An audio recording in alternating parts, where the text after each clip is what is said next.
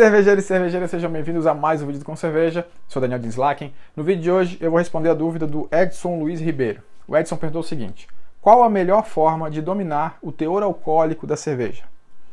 Edson, é o seguinte, o que você vai precisar fazer para dominar o teor alcoólico? Basicamente é dominar todo o processo de produção. Tá? Não tem muito como fugir disso. Quando a gente não domina o processo de produção, a gente faz seguindo uma receita, mais ou menos, erra algumas etapas no processo e acontece de a cerveja não ficar exatamente com o teor alcoólico que a gente quer, não ficar exatamente com o corpo que a gente quer e várias questões. Para vocês entenderem um pouco melhor sobre isso, é o seguinte: o que é a relação do teor alcoólico? O que vai dar o teor alcoólico?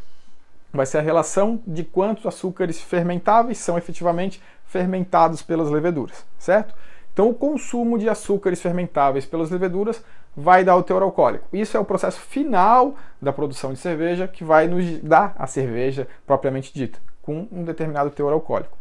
Então, uma coisa que a gente tem que conseguir garantir: uma boa fermentação. Uma boa fermentação vai fazer com que as leveduras de fato consomam todos os açúcares fermentáveis que estão disponíveis para ela. Começa então por aí, de trás para frente. Garantindo uma boa fermentação, você pode ter o controle do teor alcoólico da cerveja. Ou seja, todos os açúcares fermentáveis foram efetivamente fermentados. O que acontece é que às vezes, se de repente, vamos supor, uma fermentação com uma temperatura um pouco mais baixa, a sua taxa de inóculo está baixa, talvez você falte um pouco de oxigênio também, pode acontecer de ter uma fermentação um pouco arrastada, e as leveduras, dependendo da cepa de levedura, pode ter uma decantação um pouco acelerada, ela decanta rápido.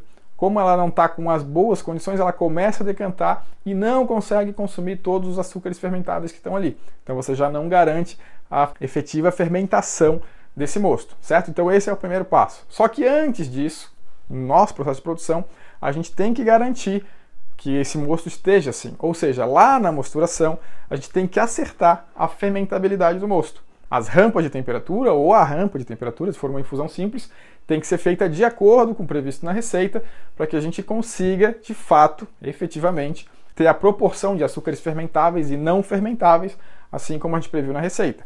E assim nós podemos conseguir dizer que a gente domina a produção do teor alcoólico da cerveja. E além disso, toda a eficiência do nosso sistema também tem que estar de acordo, porque nós vamos ter que entregar um mosto com uma OG específica e um volume específico, assim como a gente previu na receita, para que ocorra essa fermentação e a gente tenha o volume de cerveja com teor alcoólico que a gente previu.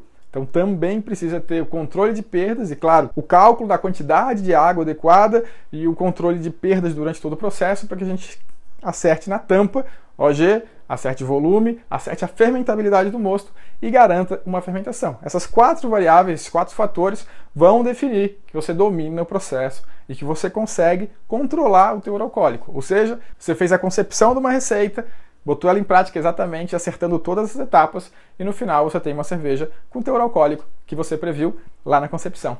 Ok? Então era isso aí. Espero que tenham gostado da dica de hoje. Amanhã está de volta com mais uma sacada. Tchau, tchau!